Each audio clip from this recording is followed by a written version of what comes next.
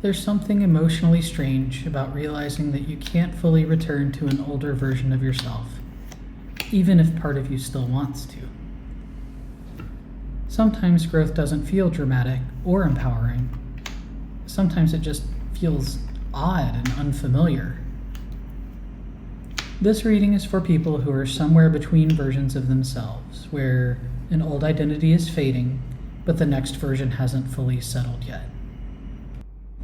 This card in the first position examines what part of you is already evolving, and for it, strength shows up.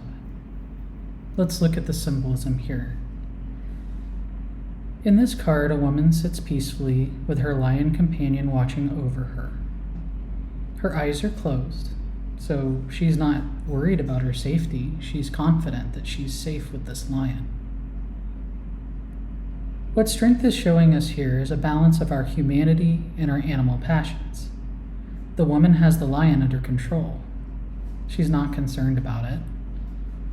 There's a balance here between human things like love and patience and animal side passion and desire.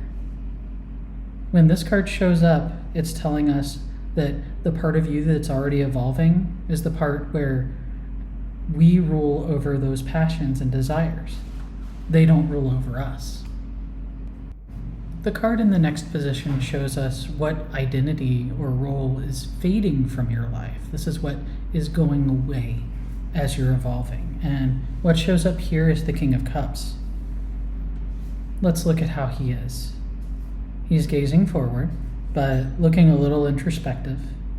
And he's bathed in a swatch of blue and green. Blue is the color of intelligence. Green signifies calm stability. Underneath him, we have a fish swimming. That represents the balance between consciousness and unconsciousness. It kind of reminds us to go with the flow. The King of Cups rules with a balanced hand. He's stable, he has his emotions under control, and he tempers all of his decisions with his intelligence. He knows that fairness is absolutely key. So for him to be in this situation where he's talking about what identity or role is fading for you, is kind of an interesting place for him to show up. Most of the time when the King of Cups shows up, he's kind of indicating being in control, like you're the head of the household, you're the one who rules the roost. So for him to show up in the role that's fading for you might mean that you want to consider where you're heading, where you're leading in your life, and if leading in that spot is still the right choice for you. The third card of this reading discusses what still feels emotionally uncertain for you in this whole change that you're in. And the card that shows up for us is the Ten of Wands. In tarot, the 10 cards are the completion of a cycle. They're the end of the long road that started at the Aces. This woman in this card has reached the end of her journey, and she's absolutely exhausted from carrying so much. You know, you're so tired. So much has changed for you. And there's a lot of the weight of responsibility here. It almost feels like your back is breaking from carrying all of these wands. And you're not really sure what the next thing's going to be, what the next cycle will hold for you. It feels uncertain to think about what things or people or burdens you might have to leave behind in order to make progress forward.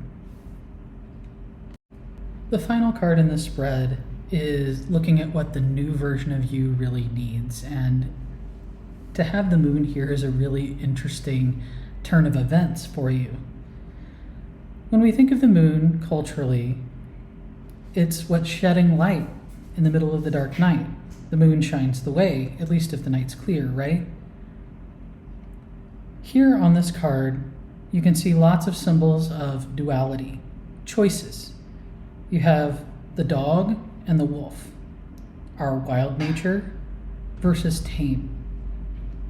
The crayfish at the bottom symbolizes landed consciousness, and the water that it came out of, kind of the unconscious void. In the distance, you see two towers on the left and the right, and those symbolize the choices that you have for you. And there's a really faint path that kind of walks between the two of them. When the moon shows up in a reading, it means you're facing a choice, maybe multiple choices. So if the moon means that you're facing choices, what's really interesting is how it interacts with the other cards. Go back all the way to position 1 where you see strength.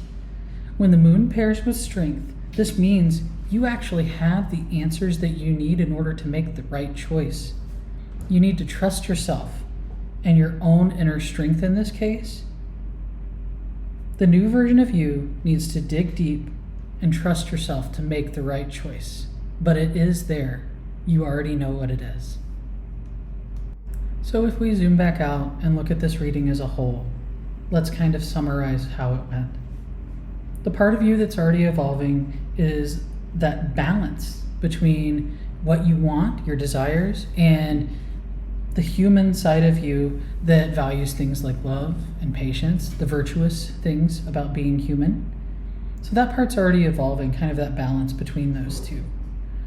The role that might be fading for you is that leadership role. How much control you have over things. What still feels really emotionally uncertain is what happens if I set this huge burden down? Where do I go from here? What happens to me if I have to leave things or people aside in order to evolve myself? And the thing that the new version of you needs more than anything is to trust the inner strength that you have, your intuition, to make the choice that the moon is showing you that you have. If this reading has given you some clarity about why you're still kind of changing more than you realize, then please feel free to subscribe for more readings just like this one, where we kind of look at clarity in terms of using the cards to deal with some of the hard realities that we're facing in life right now. My name is A. This is Rose and Ritual, and I'm so grateful that you joined me today.